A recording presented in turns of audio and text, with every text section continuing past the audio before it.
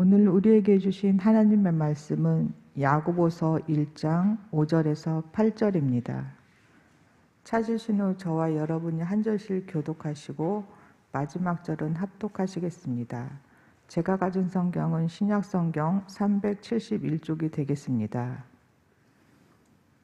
너희 중에 누구든지 지혜가 부족하거든 모든 사람에게 후히 주시고 꾸짖지 아니하시는 하나님께 구하라. 그리하면 주시리라. 오직 믿음으로 구하고 조금도 의심하지 말라. 의심하는 자는 마치 바람에 밀려 요동하는 바다 물결 같으니 이런 사람은 무엇이든지 주께 얻기를 생각하지 말라. 두 마음을 품어 모든 일에 정함이 없는 자로다. 아멘. 왕안의 보석 되신 사랑하는 성도 여러분, 이사야서 58장의 말씀에 보시면 8절 이하에 너의 빛이 새벽빛같이 비칠 것이며 내 치료가 여러분의 몸 아픔 편찮으신 것이 급속할 것이고 여러분의 영광이 여러분의 공의가 앞에서 행하고 살아계신 하나님의 영광이 여러분 뒤에 행하리니 여러분이 부를 때 여호와께서 응답하겠고 여러분이 부르짖을 때에 내가 여기 있다 하리라 라고 말씀하셨어요. 코로나 상황이 지금 아주 20만 명이 어제부터 넘어가면서 어려운 가운데 있습니다. 또 가정에서 계시면서 격리되어서 오늘 또 영상으로 예배하시는 많은 분들이 계십니다. 살아계신 아버지 하나님께서 이사야에 있는 이 말씀대로 정말 아무리 어려운 위중한 가운데서도 시편 91편의 말씀대로 여러분들을 지켜주시길 원하고 제가 여러분을 축복해드린 말씀대로 여러분의 빛이 새벽빛까지 비치고 하나님의 치료가 여러분 가운데 급속하게 임하고 그리고 여러분의 공의가 앞설 뿐 아니라 하나님이 여러분을 지켜주시는 호의가 여러분의 뒤에서 행함으로 여러분이 부를 때마다 응답하시고 부르짖을 때마다 그때마다 하나님이 내가 여기 있다 응답하시는 그 축복 가운데 영혼이 잘 땐같이 범사가 잘 되고 강건하시는 여러분 모두가 되기를 담임 목사가 주의 이름으로 축원합니다. 아멘. 보배로운 여러분, 오늘 읽으신 이 말씀에 보면 너희 중에 누구든지 지혜가 부족하거든 모든 사람에게 후히 주시고 꾸짖지 아니하시는 하나님께 구하라. 그리하면 이루리라. 이렇게 말씀을 하나님께서 주시리라 라고 말씀을 하셨어요. 여러분, 이 말씀을 다음 한 주간 동안 지혜에 대한 말씀들을 새벽에 여러분과 함께 나누고 하나님의 음성을 들을 것입니다. 그런데 오늘은 1절에서 8절까지, 5절에서 8절까지 있는 이 말씀에 대한 전체적인 개관을 한번 드리고 다시 이 부분은 하나님께서 우리에게 주실 때 내가 너에게 준 모든 것들을 내가 너에게 주신 이따가 말씀 보시겠습니다만은 모든 것들을 다 해서 지혜를 얻어라. 이 말은 너가 가지고 있는 모든 것을 다 줄 수 있다면 그 모든 것을 다 투자해서 하나님의 지혜를 얻어라 라고 말씀하고 있습니다. 그만큼 지혜가 중요하니까 5절 한 절 말씀만을 가지고 다음 한 주간 동안 여러분과 함께 말씀을 나누고 오늘은 전체적인 개관을 여러분과 함께 주의 음성을 듣는 시간으로 정리해 드리도록 그렇게 하겠습니다. 여러분이 잘 아는 미국의 시인 롱펠로우의 그 시에 보면 건축가라는 글이 있습니다. 건축가. 근데 그 건축가라는 그 글에 그가 이런 말을 적어놨어요. 세상 모든 사람들은 건축가인데 운명의 시간 안에 집을 짓는 사람이다. 이렇게 말했어요. 세상의 모든 사람은 태어날 때부터 집을 짓는 사람이에요. 그런데 내게 주어진 운명의 시간, 하나님이 허락한 그 시간을 따라서 집을 짓는 운명의 시간을 따라서 집을 짓는 건축가들이다라고 미국의 신 롱펠로가 그렇게 얘기를 했습니다. 그러면서 그는 두 예를 들어서 말을 했어요. 하나는 시편 127편이고 또 하나는 마태복음 산상수훈의 마지막 부분 7장에 대한 부분을 가지고 우리 사람은 뭐 여성이든 남성이든 그리고 뭐 그 사람이 뭐 동양에 있든 서양에 있든 관계없이 그 사람은 바로 집을 짓는 건축자다 이렇게 말씀을 했어요. 한 예로 제일 먼저 예로 솔로몬 예를 든 것입니다. 여러분 솔로몬은 시편 127편에 보면 뭐라고 하느냐 하면 여호와께서 집을 세우지 아니하시면 집을 짓는 자의 수고가 여러분이 아시는 대로 헛되고 하나님이 성을 지켜주지 아니하시면 성을 지키는 파수꾼이 깨어 있는 것, 경성하는 것이 헛사가 된다라고 말했어요. 하나님이 하나님 안에서의 집을 짓는 지혜를 우리에게 줘야 되고 이 지혜를 가지고 우리는 살아야 한다라는 것을 솔로몬을 통해서 시편 127편에 말씀을 했어요. 그리고 여러분 예수님도 이 말씀을 했어요. 예수님도 마태복음 7장 산상수훈에 어제 우리 교직원 분들과 나눴습니다마는 산상 7장 마지막 부분에 예수님도 집을 짓는 사람이 있는데 인생은 건축자다. 반석 위에 집을 지을 것인가 아니면 모래 위에 집을 지을 것인가는 본인이 결정하는 것이다. 반석 위에 집을 짓는 것은 어렵지만 그 집은 오래가고 모래 위에 짓는 집은 쉽지만 그 집은 곧 미래를 장담할 수 없다. 무너지게 된다. 이렇게 예수님께서 말씀을 듣고 행하는 믿음에 대해서 행함이 있는 믿음에 대해서 그렇게 말씀을 하고 있습니다. 자, 여러분 이것을 롱펠로가 이 얘기를 했죠. 그러면서 롱펠로는 나중에 자기가 뭔 얘기를 했느냐 하면 여기서 우리는 두 가지 고민을 가져야 한다라고 얘기했어요. 첫째는 반석 위에 집을 짓는 고민을 가지고 살아야 한다. 반석 위에 집을 지어야 한다. 그랬어요. 목사님, 전사님 많이 울리는 것 같은데요. 예. 반석 위에 집을 짓는 이 부분에 대해서 우리는 고민을 가져야 한다라는 것입니다. 말씀을 드린 대로 반석 위에 집을 짓는다는 것은 곧 우리가 임의로 이 반석이라고 하는 것은 내 임의로 만든 것이 아니거든요. 여러분 아무리 재주가 있어도 아무리 기술이 발달되고 과학이 발달돼도 바위를 만들어낼 수 있을까요? 여러분 저 아파트 같은 데 가보면 아파트 축대를 여러분 이렇게 여러분 이렇게 쌓아 놓는 데 보면 요즘은 돌이 비싸니까 중국에서 들어온 돌도 비싸니까 꼭 세멘트를 가지고 돌로 만들어 놓고 거기다가 돌의 색깔을 입혀서 만들어 놨어요. 그게 어떨 때는 3톤짜리가 막 갖다 놨단 말이에요. 그러니까 그게 여러분 아무리 발달돼도 인간은 돌 하나를 만들지를 못해요. 뭐 여러분 생명, 뭐 꽃 이것 정도는 하지만 있는 것 가운데 여러분 그걸 배양을 하고 여러분 그걸 여러분 교잡을 하고 이래서 또 다른 꽃을 만들어내고 이러지만 없는 가운데 잡초 하나도 못 만들고 없는 가운데 돌 하나도 못 만드는 것이 오늘의 과학의 한계입니다. 그런데 반석 위에 집을 짓는다는 것은 바위를 임의로 만들 사람이 없다는 거예요. 바위는 이것은 바로 하나님이 우리에게 주어진 것이다 라고 하는 것입니다. 그래서 롱펠로는 이 반석은 성경 고린도전서 10장 4절의 말씀을 따라서 반석은 예수 그리스도를 의미한다라고 신이 얘기를 했어요. 여러분 그렇죠? 우리가 반석을 못 만들어요. 여러분 오직 반석은 예수 그리스도.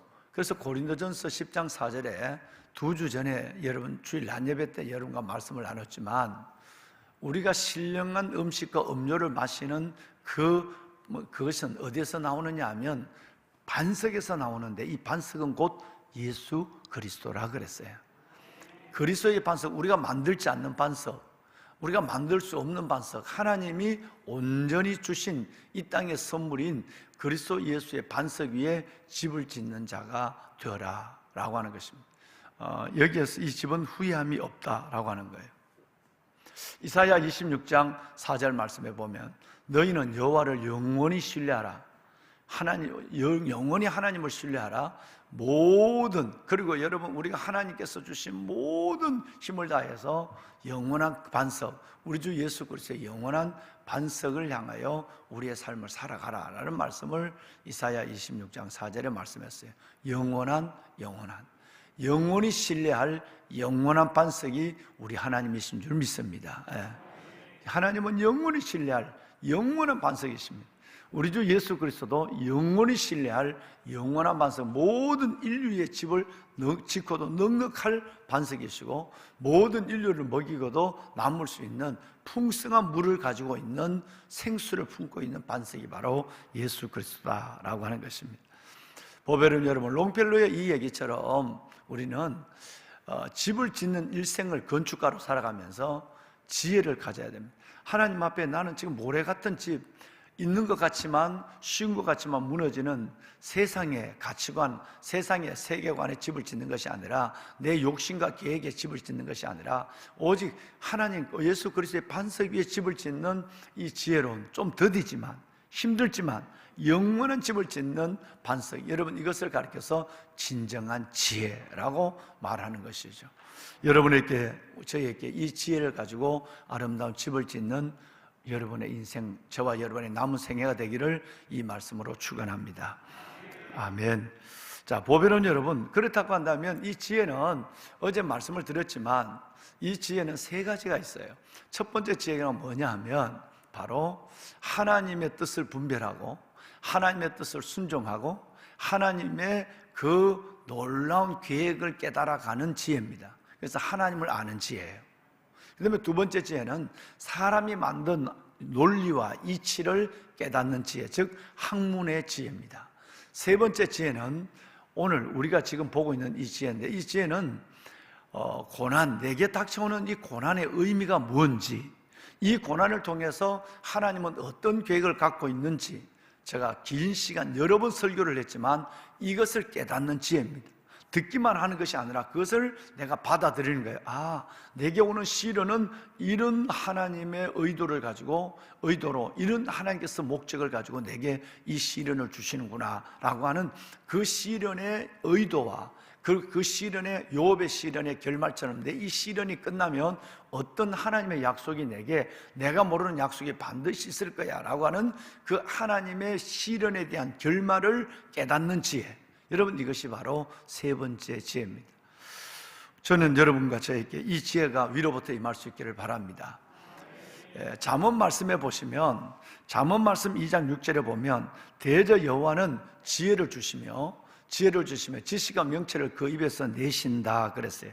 하나님은 지혜를 주시고 지혜와 명철을 그 입에 내신다 그랬어요. 하나님은 우리에게 지혜를 주시는 분이고 명철을 우리에게 허락하여 주시기를 소원하시는 하나님. 여러분, 잠언 4장 7절 어제 읽으신 말씀에 보면 지혜가 제일이다. 이 지혜를 얻도록 우리는 모든 것, 내가 가지고 있는, 소유하고 있는 모든 것을 다해서 하나님 앞에서 지혜를 얻도록 노력하라 라는 말씀을 잠언 4장 7절에 말씀하고 있어요. 그러니까 여러분, 지혜가 얼마나 중요하면 너가 지금 가지고 있는 모든 걸 다 투자해서라도 그 지혜를 얻는 것이 되어라 라는 말씀을 성경은 계속해서 우리에게 이 지혜에 대해서 말씀하고 있습니다. 그래서 어제 말씀을 드렸지만 솔로몬은 내가 구하고 하나님 앞에 받을 것이 너무 많은데 그 많은 것 주고도 하나만 딱 구했어요. 지혜만 구했어요. 하나님이 솔로몬에게 1천 번제를 받으시고 너가 몇 가지를 구하라, 한 가지를 구하라 그러지 않았어요. 그냥 무엇을 줄고 내게 구하라만 했어요. 근데 솔로몬은 여러 가지를 구하지 않았어요. 두 가지도 구하지 않았어요. 딱 하나만 구했어요. 왜냐하면 솔로몬이 왜 지혜의 왕이냐면 모든 것 중에 귀중한 것이 지혜인 줄 알았으니까. 즉 지혜를 얻으면 나머지 모든 것은 다 내게 오는 줄 알았단 말이에요. 그러니까 여러분, 지혜만 얻으면 금도 은도 장수와 부와 기도 다 온다는 걸 알았어요. 그러니까 여러분, 예를 들어서 한번 생각해 봅시다. 내가 돈을 위해서 살아갑니다. 돈을 위해서 살아가는데 열심히 하나님 앞에 11조도 드리지 아니하고 하나님 앞에 감사하지도 아니하고 오직 내가 집을 사고 내가 잘 사는 것, 여러분 그거 없어도 살 수 있는데 여러분 그래도 거기만 따라 살아갑니다. 오직 그것만 위해 살아갑니다. 근데 나중에 보니까 그렇게 하나님께 드리고 베풀고 자신을 위해서도 인색하면서 살아갔던 이 모든 것을, 그 돈을 쓰기도 전에 건강, 내 몸이 육신이 아픈 걸 위해서 그렇게 모아놨던 돈을 다 몸이 아픈 걸 위해서 다 써버립니다. 여러분 이게 지혜일까요? 이게 지혜가 아니라는 거예요. 그러니까 왜 지혜가 금보다 귀하냐 하면 바로 이런 것들이에요. 우리는 오직 그 하나를 위해서 살아가는데 나중에 한 가지를 위해서 그 내가 모아놨던 그 모든 것들을 다 갖다 여러분 허비해버립니다. 여러분 이런 어리석음이 어디에 있겠습니까? 얼마나 억울하겠습니까? 먹지 못한 것, 가까운 육신의 것보다 시작해서 이웃을 위해 베풀지 못한 것, 주를 위해서 드리지 못한 것이 얼마나 억장이 무너지겠느냐 말이에요. 여러분 실은 이런 인생을 그냥 보편적으로 살아가는 사람이 참 많습니다. 그러니까 지혜가 없으면 인생이 이렇게 살다가 인생이 끝난다라고 하는 이런 일들이 한두 가지가 아니에요. 어떤 면에서 보면 지금 대통령 선거를 두고 있습니다만 명예를 위해서 그냥 앞도 안 보고 별의별 수단을 다해서 여러분 그 명예를 얻습니다. 그런데 내가 얻은 그 명예 때문에 불행을 당하는 경우가 너무 많고 사람으로부터 정말 여러분 너무너무 상처를 받는 경우가 굉장히 많습니다. 위에 올라가면 올라갈수록 흔드는 사람이 더 많고 위에 가면 올라갈수록 여러분 떨어지기가 더 훨씬 쉬운 이 논리를 모르고 여러분 오직 사명을 동반한 축복, 이것이 명예거든요.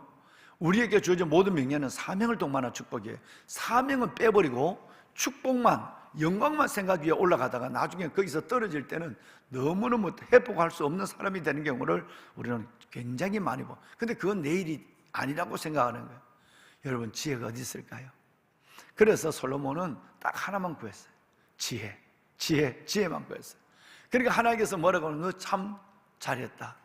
내가 너희에게 이 가장 귀한 지혜를 줄 뿐 아니라 너가 구하지 아니하는 뭐까지 부와 귀와 장수까지 내가 너희에게 주겠다 그랬어요. 할렐루야.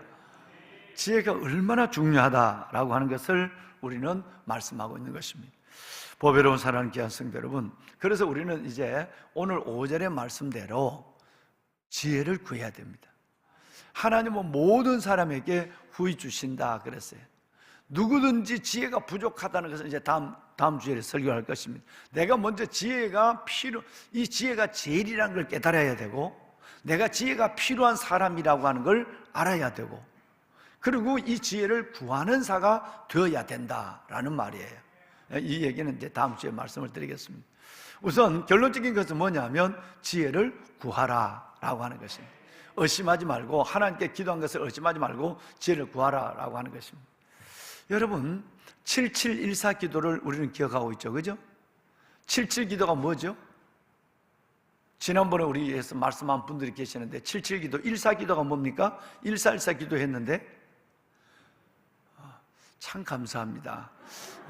여러분 들으셨는데도 담임 목사에게 신선함을 주기 위해서 전혀 안 들은 것처럼 여러분 새벽에 졸리지도 않는 눈을 갖고 주여 목사님 말씀해 주세요라고 바라는 여러분의 그 마음이 얼마나 겸손하고 아름다운지 알 수가 없어요. 그렇습니다. 77 기도는 마태복음 7장 7절의 기도입니다. 구하라 그러면 주실 것이요, 찾아라 그러면 너희가 찾아낼 것이요, 문을 두드리라 그러면 너희에게 열릴 것이. 이게 77 기도입니다. 여러분 무엇이든지 우리가 구하고 찾고 두드리면 하나님께서 주시고 얻고 열리는 역사가 일어난다는 거예요. 그래서 지난번에 설교는 여러분 시크라고 하는 설교를 한번 했죠, 그죠? 구하라 시크, 그 다음에 에스크, 여러분 찾으라 락. 그래서 여러분 그 설교를 한번 주일날 설교를 한번 했습니다. 자, 그 다음에 14 기도는 뭘까요?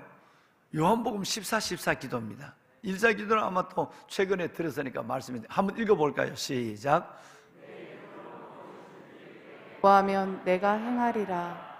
아멘. 내 이름으로 무엇이든지 내게 구하면, 우리말로 합시다. 주님의 이름으로 무엇이든지 주님께 구하면 주님이 행하십니다. 여러분 여기서 주님이 내라는 말이 3번 나오죠, 그죠? 이건 주님의 의지를 가리킵니다. 난 한다. 반드시 내가 너희에게 한다라고 하는 것을 말씀하고 있습니다.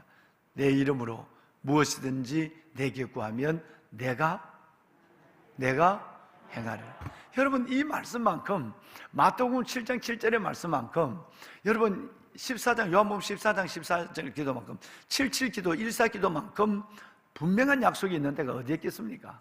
그러니까 여러분, 아무리 어려워도 엄청난 길이, 대로가 하늘에 열려 있습니다.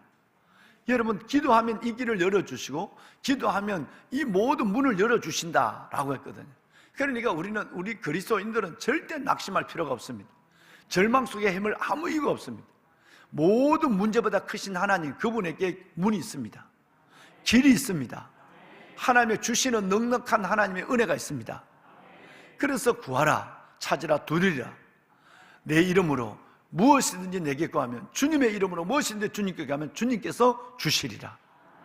확실합니다. 그러니까 우리는 얼마나 대단한 백을 가지고 있고, 얼마나 놀라운 인생에 무엇이든지 열 수 있는 마스터 키를 가지고 있는가.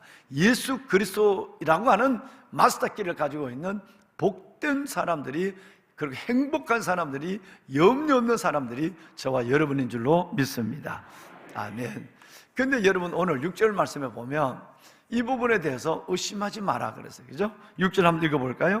오직 믿음으로 구하고 조금도 의심하지 말라. 의심하는 자는 마치 바람에 밀려 요동하는 바다 물결 같으니 그랬어요. 여러분, 그리고 7절에 보면 이런 사람은 아무것도 주께 받을 생각하지 마라. 그건 기도해도 안 된다. 여러분, 그러니까 의심하는 기도는 하나님이 응답하지 못한다라는 것을 말씀하고 있습니다. 자, 그러면 이제 다음 주에는 이제 지혜를 구하는 것만 갖고 설교를 할 텐데요. 자, 그럼 우리는 하나님 앞에 뭘 구해야 되죠?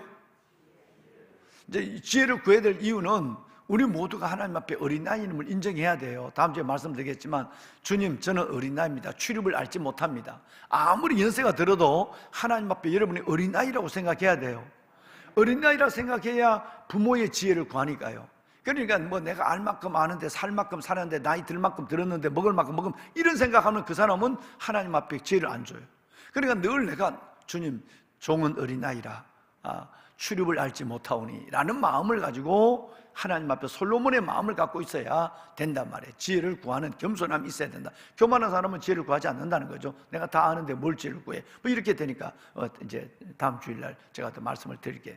자, 사랑하는 여러분, 그런데 지혜를 첫째는 구하라, 두 번째는 의심하지 말라라고 하는 거예요.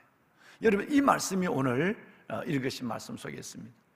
참 의심의 병은 무서운 병입니다. 의심의 병은 뭐의 병으로 이어지느냐 하면 불신의 병으로 이어집니다. 처음부터 불신하는 게 아닙니다. 처음에 들어가는 불신의 게이트가 뭐냐면 의심이에요. 이렇게 하면 진짜? 정말? 여러분, 이런 의심이 내 안에 들어와서 끝내는 그것이 불신이 되어버립니다. 그래서 불신을 가져오는 끈, 불신으로 들어가는 문이 의심이에요. 그래서 의심하는 자는 마치 여러분 바람에 밀려 요동치는 바다 물결 같아 그랬어요. 이 뭔 얘기냐 하면, 의심이 의심을 끌고야 파도를 치는 거 봤습니까? 파도는 앞에서 파도가 있고 뒤에서 파도가 또 밀려와요. 어디까지가 끝이라는 게 없습니다. 여러분, 파도가 딱 오면 저 파도는 저기가 끝이다 그런 거 보십니까? 나는 그렇게 해안에 있어도 파도가 딱 끝나는 건 못 봤어요. 여러분, 파도가 파도를 이어서 오고 뒤에 있는 파도가 앞에 파도를 밀고 앞에 있는 파도가 뒤에 있는 파도를 끌고 오는 것 같아요. 끝이 없습니다. 이 얘기는 의심이 한번 들어가면 끝이 없다는 거예요. 시험도 마찬가지입니다. 여러분, 여러분들이 건강한 믿음을 갖는다. 어린아이는 시험에 잘 들어요. 그러니까 이거 생각나요? 호떡 생각나죠? 여러분, 여기는 타협이 있고 여기는 시험이 있고 여기는 약속이 있다 그랬잖아요. 여러분, 광야에 있는 사람 중에 가장 특징이 뭐냐면 잘 믿는 것 같지만, 대단한 믿음 같지만 한순간에 시험이 들어있는 것을 너무너무 쉽게 봐요. 왜? 광야는 시험이 있는 곳이에요. 하나님을 시험하고 스스로 시험을 받는 곳이에요. 시험이. 그러면서 그 특징이 뭐죠? 고린도전서 14장, 고린도전서 3장에 보면 육에 속한 자, 신령한 자, 육신에 속한 자 하면서 바로 나오는 것이 뭐냐면 그는 갓난 아이 같아서 젖이나 먹고 단단한 것을 먹지 못하는 사람이다. 요만한 것 들어가면 벌써 아마 체증에 걸려요. 체해요. 소화가 안 돼요. 시험이 걸려요. 그러니까 여러분 말 한마디에 시험 걸리고 그러니까 시험을 놔요. 그러니까 뭐 대책이 없어요. 그냥 내버려 둬야 돼요. 왜냐면 그건 뭐 시험을 헤어날 길이 없습니다. 이래도 시험 들고 저래도 시험 들고, 그러니까 시험 드는 것은 파도처럼 시험이 들어요. 그래서 의심과 시험은 파도가 파도를 끌고 오고요, 시험이 시험을 끌고 옵니다. 반대로 믿음이 믿음을 더합니다. 왜냐하면 있는 자에게는 받아 넉넉하게 되고 없는 자에게는 있는 것조차 빼앗겨요. 하나님이 빼앗는 것이 아니라 여러분 사탄이 이걸 밀 까부듯이 까부는 거예요. 그러니까 잃어버리죠. 이게 들었다 놨다 하면 어디에 떨어질지 모른단 말이에요. 여러분 절대 두 가지에 대해서 하나님의 성령의 은혜를 구해야 됩니다. 하나는 의심의 병에 걸리면 안 돼요. 시험의 병에 걸리면 성장이 멈춰버립니다. 시험의 병에 걸리면 그로부터 여러분 한동안 고생하게 됩니다. 정말 저는 여러분들이 의심, 무엇보다도 바다의 물결에 밀려오는 파도 같다는 이 말은 의심이 의심을 끌고 오고 여기까지 의심이고 여기까지 믿음, 이게 안 된다 이 말이에요. 여러분 파도를 자를 수 없어요. 어느 파도가 미는 건지 어느 파도가 끄는 건지 파도의 파도를 밀고 해요. 하루에 몇 번? 24,000번씩. 하루에 파도가 24,000번을 친대요. 대부분 평균적으로 24,000번을 치는 거예요. 그러니까 내 안에 의심이 일어나는 것은 이건 참 곤란한 겁니다. 그래서 내가 기도하면서도 제일 먼저 하나님, 내가 의인은 믿음으로 말미암아 살리라고 했으니 내가 믿음으로 믿고 믿음으로 살고 그리고 믿음의 결말을 보게 하여 달라고 기도해야 돼. 믿음의 보따리, 믿음의 선물을 두고 기도해야 돼. 그래서 귀신 들린 아버지가 아들이 귀신을 내쫓았을 때 너 이거 믿니? 예수님께 믿으니까 나 참 믿겨지지 않아요. 여러분 얼마나 솔직해, 그죠? 귀신 들린 아비가 하는 얘기가 나는 믿고 싶은데 믿겨지지 않습니다. 주님, 저의 믿음 없는 것을 도와주소서, 이렇게 됐어요. 여러분 이 기도가 필요하단 말이에요. 주님, 제가 요즘 자꾸 의심이 들어요. 주님, 제가 자꾸 요즘 시험이 들어요. 내게 의인은 믿음으로 산다고 그랬으니 내가 믿음으로 믿고 믿음으로 살 수 있는 믿음의 선물을 주십시오. 나 큰 믿음을 갖고 싶어요. 큰 믿음, 흔들리지 않는 믿음, 의심하지 않는 믿음을 갖고 싶어요. 그래서 믿음은 은사입니다. 고린도전서 12장에 보면 첫 번째 나오는 은사가 뭔지 아세요? 첫 번째 나오는 은사가 믿음이고 두 번째 나오는 은사가 말씀이에요. 세 번째, 근데 그 다음부터 나오는 것이 여러분 방언, 통역, 병 고침 은사, 여러분 이런 은사가 나와요. 첫 번째 은사가 뭐라고요? 다시 여쭙니다. 여러분 첫 번째 은사가 뭐죠? 믿음이에요. 저는 여러분에게 하나님께서 큰 믿음의 은사를 주시기를 주의 이름으로 축원합니다. 아멘, 아멘. 그러면 믿음의 은사가 오면 믿어진다니까요. 내가 기도한 것에 대해서 의심이 생기지 않고 하나님은 하나님의 때 하나님의 방법으로 하나님의 사람을 통해 일을 이루어주시겠죠 라고 하나님을 신뢰가 간단 말이에요. 그래서 오늘 여러분 7절, 6절과 7절 말씀은 의심에 대한 부분을 우리에게 계속해서 말씀하고 있습니다. 자, 의심에 대한 부분을 두 가지만 보고 우리 마치겠습니다. 먼저 성경을 14장 31절 말씀에 보면 여러분, 자, 주님께서 마태복음 14장에 보면 잘 아시는 대로 베드로가 물리를 걸어온 상이죠. 걸어오다가 베드로가 바람을 보고 빠져가죠. 주님을 바라보는 시선이 바람을 바라보죠. 세 가지 있는 거 말씀을 드렸죠.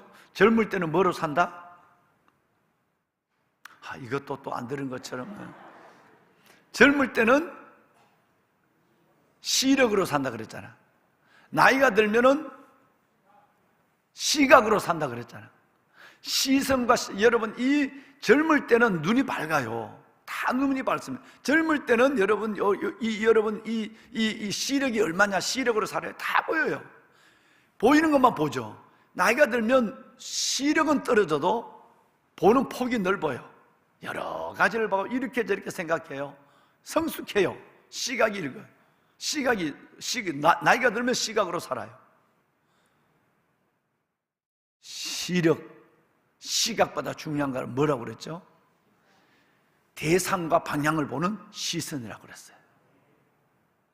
여러분, 시각보다 중요한 것은 내가 어떤 대상을 보고 있느냐, 어떤 방향을 보고 있느냐, 시선이에요. 그래서 우리 믿음의 주 온전케 하신 예수만을 바라봐야 해요. 그러면 여러분, 우리가 베드로처럼 예수를 바라보는 눈이 갑자기 내 형편을 바라보는 순간에 빠져가고 있단 말이에요. 그럴 때 주님께서 베드로의 손을 잡아서 그를 일으키시면서 하신 말씀이 유명한 말씀을 해요. 31절에 이르시되 무한 자요? 또 믿음에 대한 얘기를 해요. 믿음이 작은 자요? 뭐 하느냐? 왜 의심하였느냐 그랬어요. 그러니까 믿음과 의심은 같이 공존할 수 없다는 걸 얘기하고 있죠, 그죠? 믿음 있는 사람은 의심이 없어요. 의심이 있는 사람은 믿음이 없어요. 그래서 주님은 이 의심과 믿음은 늘 믿음이 있는 것이 아니고, 어느 순간에 사탄이 내게 의심의 가라지를 뿌리고 사탄이 나를 시험의 쳇바퀴로 자꾸 끌어넣거든요. 별 까는 것 같고, 여러분 이게 그동안 잘 믿어졌는데 안 믿어지고, 또 별 까는 것 같고 시험 들고 뭐 여러분 이런 것 같고 자꾸 한단 말이에요. 그러니까 이 믿음과 시험, 믿음과 의심은 함께 절대 공존할 수가 없습니다. 이 부분을 갖고 믿음이 적은 자, 그리고 왜 의심하느냐고 그래서 한 군데만 더 볼까요? 여러분, 이번에 마태복음 21장을 보겠습니다. 여러분, 마태복음 21장에 보면 예수님이 이른 아침에 여러분처럼 이른 새벽에 성문으로 들어가면서 시장하셔서 무화과에서 뭘 하나 드시려고 제자들과 함께 무화과 나무를 갔어요. 근데 아무것도 없어요. 그래서 그 무화과나무를 저주해요. 성에서 나올 때 보니까 몇 시간이 안 됐는데 그 무화과나무가 바싹 말랐어요. 제자들이 너무너무 신기했어요. 그렇게 푸르고 싱싱했던 게, 그늘을 주던 것이 바싹 말라있단 말이에요. 그럴 때 주님께서 하신 말씀이 있습니다. 여러분, 자, 21장 21절 함께 읽겠습니다. 함께 하시죠. 예수께서 대답하여 이르시되 내가 진실로 너희에게 이르노니 만일 너희가 믿음이 있고 의심하지 아니하면 이 무화과 나무에 된 이런 일만 할 뿐 아니라 이 산들어 들려 바다에 던져지라 하여도 될 것이요. 주님의 믿음의 크기는 어마어마합니다. 정말 내가 믿음으로 하면 뭐 이것 갖고 놀라냐? 산이 옮겨지는 역사도 믿음의 문제가 있다는 거예요. 결과적으로 내가 하나님 앞에 귀한 것을 받지 못하는 부분에 상당한 요인 중에 하나가 뭐냐 하면 내가 믿음의 분량이, 믿음의 크기가 적다라고 하는 거예요. 믿음만큼 일하십니다. 주님은 믿음만큼 우리에게 행하신다, 이 말이에요. 여러분, 22절 한번 읽고 마칠까요? 자, 22절 너희가 시작. 너희가 기도할 때에 무엇이든지 믿고 구하는 것은 다 받으리라 하시니라. 아멘. 기도할 때 어떻게 하고 구하는 거? 존경하는 여러분, 사랑하는 여러분, 어떻게 하고 구하는 거? 믿고 구하는 거. 그러니까 이 믿음이 어떨까요? 믿음이 절대 내 안에 생기지 않습니다. 하나님의 선물입니다. 은사입니다. 그러면 뭘 구해야 되죠? 우리는 오늘 이제 구하는 게 확실히 알았어요. 첫째는 지혜를 구해야 돼요. 그렇죠? 하나님 정말 내게 지혜를 주십시오. 지혜가 제일이니까. 그거 오면 다 오니까. 그거 받으면 다 받으니까. 두 번째는 뭔 선물을? 믿음의 선물을 구해야 되죠. 구하는데 믿음으로 구하지 않으면 맨날 여러분 헛고생하는 거니. 여러분, 믿음을 구하지 않으면 그 안에서 의심이 내 안에 있다고 한다면 기도할 때와 일어날 때가 다르니까요. 그래서 여러분, 우리는 두 가지를 구해야 한다. 첫째는 지혜를 구하고, 또 하나는 뭐를 구하고? 믿음을 구해야 된다. 그래서 여러분, 지혜와 믿음으로 큰 하나님의 믿음을 끌어안고 하나님의 영광의 영광을, 약속의 약속을, 은혜의 은혜를 이루어가며 살아가시는 복된 여러분이 되시기를 주님의 이름으로 축원합니다. 손을 다 들겠습니다. 예. 보배로운 여러분, 우리 한번 먼저 하나님 두 가지를 구합니다. 지혜를 다하여 주십시오. 두 번째는 의심이 없는 큰 믿음을 갖게 하여 주십시오. 지혜와 믿음 가운데 하나님이 내 인생 속에 깊숙이 들어와 주셔서 하나님이 행하시는 그 어마어마한 일들을 경험하는 복된 내가 되게 하여 주시옵소서. 다음 세대를 축복하시고 이 나라 민족, 대선을 앞두고 있는 이 나라 민족, 정말 하나님께서 이 나라 민족에게 은혜를 다하여 주옵소서. 저희들은 분별의 지각이 없습니다. 하나님의 분별의 지각을 갖게 하시고, 하나님 정말 누가 대통령이 돼도 이 나라가 또다시 어려워지는 것은 틀림없는 사실인데, 그래도 하나님의 마음에 합한 사람이 누군지 아는 마음을 갖게 하여 주옵시고, 이 시대를 위해서 우리가 어떻게 해야 될 것을 깨닫는 저희들이 되게 하여 주옵소서. 하나님, 이 새벽에 가지고 난 기도의 제목에 응답해 주시옵소서. 마지막 기도 하나를 부탁합니다. 우리 김여군 집사님의 가족 되시는 우리 최남미 집사님께서 뇌출혈로 쓰러져 계십니다. 병원에 입원해 계시는데, 하나님 정말 하나님의 강한 손으로 저를 온전히 치유하여 주옵소서. 50대의 청춘을 가지고 살아가고 있는 우리 집사님, 하나님 저를 구원하여 주시고 라파의 권능으로 치유하시는 역사를 보게 하여 주옵소서. 우리 다 같이 주님을 세 번 부르고 기도합니다. 주여, 주여, 주여. 살아계신 하나님, 아버지 은혜와 주의 사랑을 감사합니다. 하나님, 오늘 있으며 하나님의 은혜의 자리, 예배의 자리, 생명의 자리, 진리의 자리를 오늘 이끌어 주심을 하나님 감사합니다. 하나님의 성전에서, 가정에서 예배하는 하나님의 거룩한 자녀들에게 이 예배를 주여 기억하여 주시고, 이들에게 하나님의 은혜를 베풀어 주시옵소서. 아버지 하나님, 이들에게 은혜를 베풀어 주옵소서. 주여 우리에게 지혜를 더하여 주옵소서. 주여 우리에게 믿음을 더하여 주옵소서. 내가 믿나이다, 나의 믿음 없는 것을 도와주소서. 귀신 들린 자의 아비처럼 하나님 앞에 진실히 믿음을 구하고, 하나님 앞에 하나님의 어린아이처럼 지혜를 구하는 저희들 되게 하여 주옵소서. 하나님, 말씀을 들었습니다.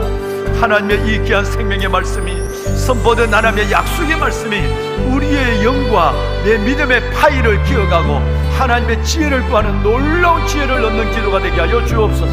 하나님의 축복하소서. 아버지 하나님이여, 간절한 마음으로 기도합니다. 너 중에 누구든지 지혜가 부족하거든 모든 사람에게 후히 주시고 우지치 아니하시는 하나님께 구하라. 그리하면 주시라고 말씀하신 아버지 하나님, 아버지의 은혜를 더하여 주시옵소서. 아버지 하나님의 은혜를 더하여 주시옵소서. 축복하소서. 살아계신 아버지 하나님, 하나님 어떤 경우에도 우리가 하나님께서 지혜를 구하고 믿음을 구하는 하나님의 믿음의 크기를 구하는 우리에게 의심이 들지 않게 하여 주옵소서. 물결에 흔들리는 바다 물결, 믿음 물결에 요동치는 바다 물결 같은 우리의 믿음이 아버지 하나님 요동하지 않게 하여 주옵소서. 의심의 하나님이 의심으로 이어지는 그 의심의 것을 끊어내지 못하는 저희들 하나님, 믿음을 잃어버린 자 되지 않도록 오 아버지 하나님, 믿음의 선물을 갖게 하여 주옵소서. 살아계신 아버지 하나님, 시험에 들지 않는 믿음도 갖게 하여 주시고, 의심을 하나님에 품지 않는 믿음도 갖게 하여 주옵소서. 믿음대로 될지어다, 믿음대로 될지어다. 의인은 오직 믿음으로 말미암아 살리라. 믿음으로 말미암아 살아가는 그 놀라운 하나님, 믿음의 거목들, 믿음의 거장들 되게 하여 주시옵소서. 하나님 축복하소서. 새벽을 깨우는 이 아름다운 영혼들 위해, 믿음의 가정들 위해, 영혼 위해 오 주여, 하나님 믿음의 큰 선물 그리고 지혜의 축복을 허락하여 주시옵소서. 하나님 감사합니다. 만군의 여호와 살아계신 아버지 하나님, 오 여호와 살아계신 아버지 하나님, 하나님이 어떤 사람에게는 믿음을, 어떤 사람에게는 지혜의 말씀을, 어떤 사람에게는 지식의 말씀을 주신다고 하셔서 우리에게 하나님의 큰 믿음을, 산을 옮길 만한 믿음을 갖게 하여 주옵소서. 너희가 믿음으로 구하고 의심치 아니하면 이 무화과 나무에 된 일을 너희도 할 뿐 아니라 이 산들어 바다에 들려 던지라 하여도 그대로 될 것이라고 말씀하신 아버지, 하나님의 산을 옮길 만한 믿음이 우리 가운데 있게 하여 주옵소서. 산을 옮길 만한 믿음이 우리 가운데 있게 하여 주옵소서. 다음 세대를 축복하여 주옵소서. 하나님, 우리의 다음 세대를 축복하여 주시고, 하나님 거룩한 거룩해 같은 다음 세대를 세워지고, 바르게 무릎을 꿇지 않은 7,000명과 같은 하나님의 아들 딸들이 세워지고, 불 가운데 솟아나기를 시냇가 여포들 같은 하나님의 자녀들이 세워지게 하여 주옵소서. 축복하소서. 아버지 하나님 은혜를 베푸소서. 우리의 자녀들 약하고 어두운 시대, 우리가 진리를 막는 시대, 너희가 전한 것을 누가 믿었느냐. 하나님이 우리가 전한 것을 받지 않은 이 하나님의 어두운 세대 속에서 우리의 전한 복음의 진리를 받아들이며 말씀 안에 행하는 우리의 자녀들 될 수 있도록 축복하여 주옵소서. 하나님이여 대선 전국에 있는 이 나라 국리를 여기소서. 제사장 나라 되게 하시고 거룩한 백성이 되게 하소서. 하나님이여 정말 아버지 하나님의 어려운 가운데도 그래도 하나님 마음이 움직이는 하나님의 후보를 뽑을 수 있도록 국민들의 마음을 움직여 주시고, 오 주여 무너져가고 있는 이 나라를 다시 살리는 역사를 보게 하소서.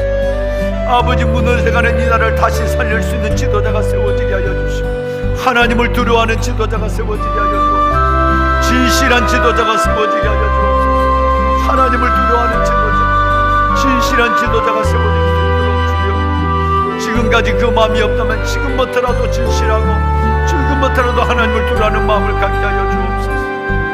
하나님 이 나라를 구원하소서. 이 민족을 구원하여 주옵소서. 이 나라를 버리지 마소서. 이 나라를 버리지 마소서. 하나님의 불쌍히 여기소서. 은혜를 주옵소서.